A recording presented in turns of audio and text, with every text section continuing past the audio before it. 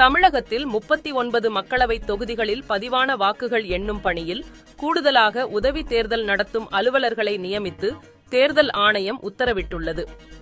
நாடாளுமன்ற மக்களவைக்கு 7 கட்டங்களாக தேர்தல் நடைபெற்று வரும் நிலையில் வாக்கு எண்ணிக்கை ஜூன் 4ஆம் தேதி நடைபெறுகிறது. தமிழகத்தில் 39 தொகுதிகளில் பதிவான வாக்கு எண்ணிக்கை 39 மையங்களில் 43 கட்டடங்களில் உள்ள 234 அறைகளில் நடைபெறவுள்ளது. இந்த நிலையில் 39 தொகுதிகளுக்கு கூடுதலாக உதவி தேர்தல் நடத்தும் அலுவலர்களை நியமித்து தேர்தல் ஆணையம் உத்தரவிட்டுள்ளது.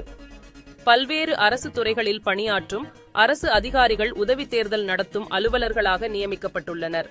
வாக்கு எண்ணிக்கை நாளன்று தேர்தல் நடத்தும் அலுவலர்களுக்கு உதவியாக இருந்து வாக்கு எண்ணிக்கை பணிகளை மேற்கொள்வதற்காக ஒவ்வொரு தொகுதிக்கும் 5 முதல் 20 பேர் உதவி தேர்தல் நடத்தும் அலுவலர்களாக தேர்தல் ஆணையத்தால் நியமிக்கப்பட்டுள்ளனர்.